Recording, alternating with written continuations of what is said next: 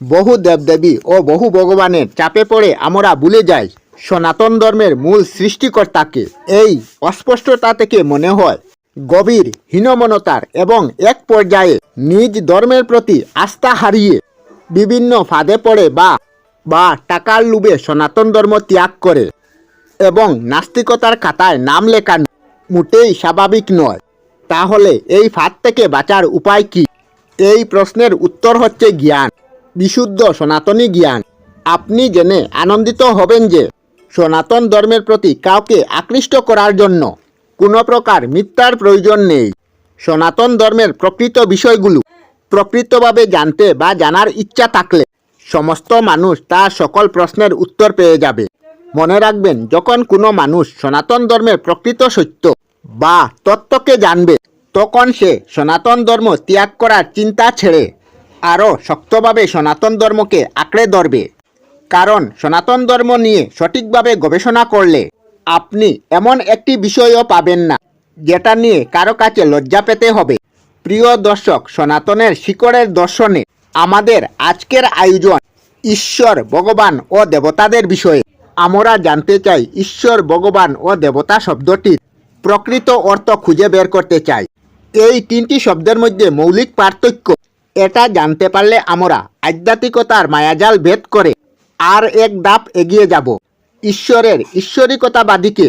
তাতে এই বিষয়ে সম্পূর্ণ জ্ঞান অর্জন করতে ভিডিওটি সম্পূর্ণ দেখার অনুরোধ রইল। সকলকে আমাদের চ্যানেল বিধায়কনাথ বাপ্পায় স্বাগত। আর আমি আপনাদের সাথে আছি বিধায়কনাথ। সনাতন শাস্ত্রের প্রধান তিনটি শব্দ হল ঈশ্বর, ভগবান ও দেবতা। এদের মধ্যে কিছু বিচ্ছিন্ন ধারণা থাকলেও ঈশ্বর এবং ভগবান সম্পর্কে তেমন একটা স্পষ্ট ধারণা পাওয়া যায় না। এই জ্ঞানের স্পষ্টতার কারণে তখন আমাদের উপর বহু ঈশ্বরবাদের আরোপ লাগানো হয়। আমরা তখন তা নীরবে মেনে নেই। তাই আমাদের প্রথমে জানতে হবে ঈশ্বর, ভগবান ও দেবতার সংজ্ঞা। এই তিনটি সংজ্ঞা জানতে পারলে আমরা তুলনামূলক আলোচনার মাধ্যমে জানতে পারব আমাদের প্রশ্নের সঠিক উত্তর। প্রথমে আসুন ঈশ্বরকে তা জেনে নেই। ঈশ্বর হলেন এক অব্যয় এবং অদ্বিতীয়। তিনি অনাদির আদি। এক হয়েও তিনি বহুধা বিভূতিতে প্রকাশ।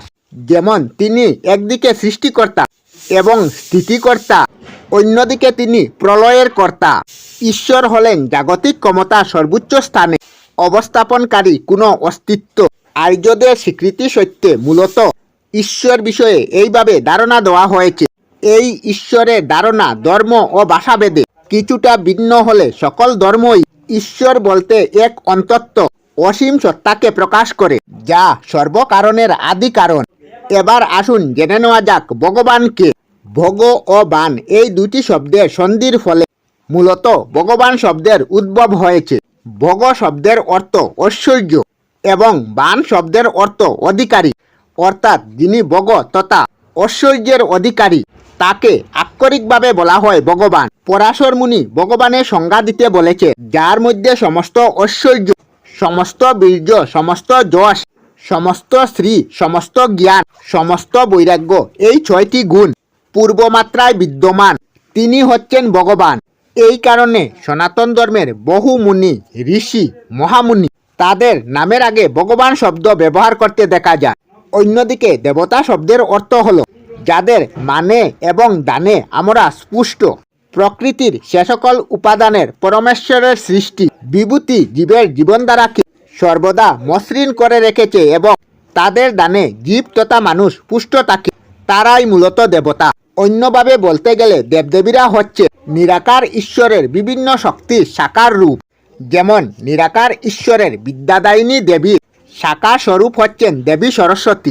আবার একই ঈশ্বরের ধনদায়িনী শক্তির রূপ হচ্ছে দেবী লক্ষ্মী।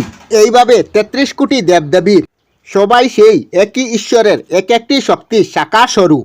এখানে 33 কোটি দেবদেবীর প্রসঙ্গটি একটু বিশ্লেষণ করা দরকার। সনাতন ধর্মে 33 কোটি দেবী দেবতা আছে। কথাটি শুনলেও বিব্রতকর, কিন্তু সত্য জানলে আপনিও বিব্রত হওয়ার কোনো প্রয়োজন নেই। সংস্কৃতে কোটি শব্দের দুইটি অর্থ, একটি হলো প্রকার, অপরটি হলো ক্রূর বা কুটি। বেদে বলা হয়েছে আমাদের ত্রয়স্থিত কোটি দেবতা।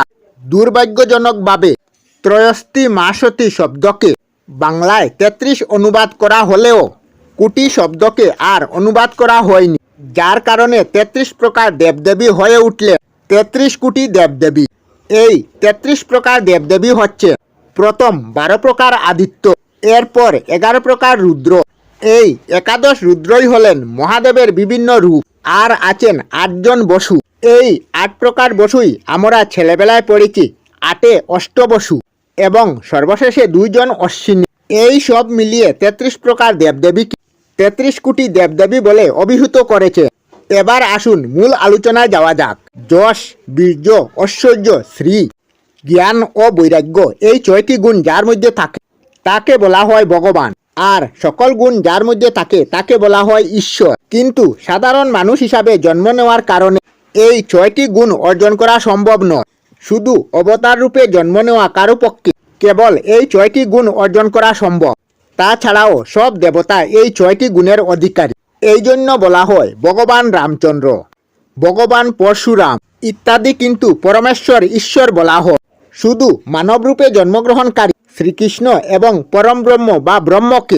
তাহলে এখানে দেখা যাচ্ছে যে ভগবান শব্দের অধিকারী শুধুমাত্র অবতারগণ এবং দেবতারা। তাহলে শ্রীকৃষ্ণকে একই সঙ্গে ভগবান এবং ঈশ্বর বলা হচ্ছে কেন? হিসাবটা খুবই সহজ। অন্যান্য সব অবতার ছিলেন বিষ্ণুর আংশিক অবতার, কিন্তু শ্রীকৃষ্ণ হলেন বিষ্ণুর পূর্ণ অবতার। শ্রীকৃষ্ণের মধ্যে সকল গুণ বিদ্যমান বলেই তিনি ঈশ্বর। যার মধ্যে সকল গুণ থাকে তার মধ্যে পূর্বে সকল গুণ থাকবে, তা স্বাভাবিক। তাই শ্রীকৃষ্ণ নিজেই ঈশ্বর, আবার নিজেই ভগবান। এখন প্রশ্ন হলো, বিষ্ণুর পূর্ণ অবতার হলেও শ্রীকৃষ্ণ কিভাবে পূর্ণ ক্ষমতার অধিকারী ঈশ্বর হলেন? বিষ্ণু তো পরম ব্রহ্ম তথা ব্রহ্মা বিষ্ণু মহেশ্বরের একজন মাত্র। বিষ্ণু যদি সর্বোচ্চ ক্ষমতার অধিকারী হবে তাহলে ব্রহ্মা বিষ্ণু শিব কে? এই ধারণাই সনাতন ধর্মের সৃষ্টিকর্তা সম্পর্কিত ধারণার সকল জটিলতার মূল। আমরা ব্রহ্ম বা ঈশ্বরকে 3টি ভাগে বিভক্ত করে একটি ভাগে 1/3 ক্ষমতাকে বন্টন করে দেখেছি এবং নানা আজগবি গল্প কাহিনী লিখে সেই 3 জনের মধ্যে নানা ঝগড়া বিবাদ লাগিয়ে দিয়েছি। ফলে তারা 3 জন সম্পূর্ণ আলাদা 3টি সত্তাতে পরিচিত হয়েছে। কিন্তু ব্যাপারটা মোটেই সেরকম নয়। নিরাকার ব্রহ্ম বা ঈশ্বর যখন সৃষ্টি করেন তখন তার নাম ব্রহ্মা, যখন পালন করেন তখন তার নাম বিষ্ণু, আর যখন সংহার করেন তখন তার নাম শিব বা মহেশ্বর। এই 3টি নাম আলাদা আলাদা সত্তা নয়, একই ঈশ্বরের 3টি আলাদা নাম মাত্র। এগুলির প্রমাণ দেখা যায় শ্রীমদ্ ভগবত গীতা অনেকগুলি শ্লোকে, যেগুলি আপনারা কিছুক্ষণ পরে জানতে পারবেন। তার আগে একটি উদাহরণ দিয়ে জিনিসটিকে স্পষ্ট করতে চাই। ধরুন, একজন মানুষ যখন খেতে ফসল ফলায় তখন সে কৃষক। তিনি যখন তার কৃষিজাত পণ্য বাজারে নিয়ে বিক্রি করেন তখন তিনি দোকানদার। বিক্রি করা টাকা থেকে যখন তিনি কিছু ক্রয় করেন তখন তিনি ক্রেতা। যখন তিনি পায়ে হেঁটে বাড়ি ফিরেন তখন তিনি পথিক। যখন তিনি বাড়িতে পৌঁছান তখন তিনি গৃহস্বামী। এখানে এতগুলি পদবি শুধুমাত্র একজন মানুষকে নির্দেশ করা হয়। এই পদবি বা নাম নির্ধারণ করা হয় তার পেশার ভিত্তি করে। আমাদের এইভাবে পরম ব্রহ্ম বা নিরাকার সংহারও করেন। যখন তিনি সৃষ্টি করেন তখন ব্রহ্মা, যখন পালন করেন তখন বিষ্ণু, এবং যখন সংহার করেন তখন মহাদেব বা শিব। একজন মানুষকে যেমন তার কর্ম ও বিভিন্ন পরিস্থিতি অনুযায়ী বিভিন্ন নামে ডাকা হয়, ঈশ্বরের ক্ষেত্রে ব্যাপারটা ঠিক এক। এখন দেখুন, এতক্ষণ যা বললাম সেগুলিকে শ্রীমদ্ ভগবত গীতায় সমর্থন করে কিনা। খুব বেশি কিছু না বুঝলেও শুধুমাত্র শ্রীকৃষ্ণের বিশ্বরূপের তত্ত্বটি অধ্যয়ন করলে বুঝতে পারবেন যে শ্রীকৃষ্ণই সব কিছু এবং সব কিছুর আশ্রয় শ্রীকৃষ্ণের মধ্যে।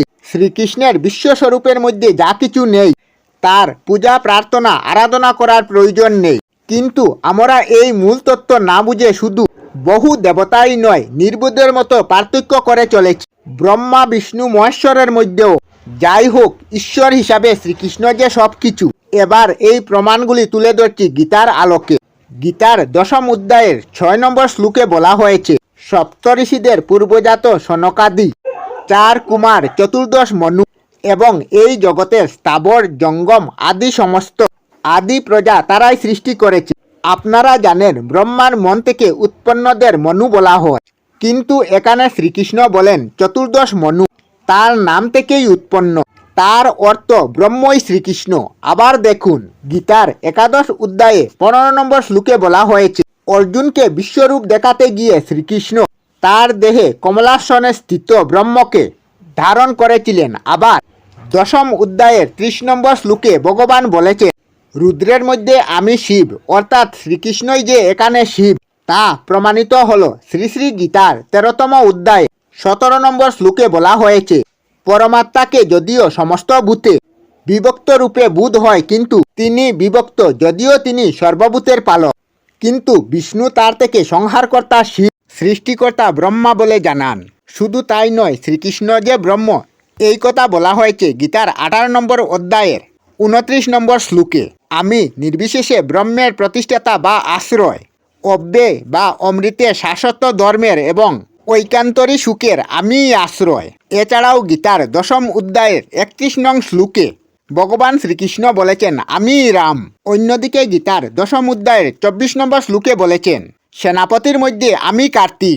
এ বিষয়ে সবথেকে গুরুত্বপূর্ণ তথ্য হল, গীতার 10 অধ্যায়ের 23 নম্বর শ্লোকে ভগবান শ্রীকৃষ্ণ বলেছেন, হে কন্তেয়, যারা অন্য দেবতাদের ভক্ত এবং শ্রদ্ধা সহকারে তাদের পূজা করেন, প্রকৃতভাবে তারাই অবিধিপূর্বক আমারই পূজা করে।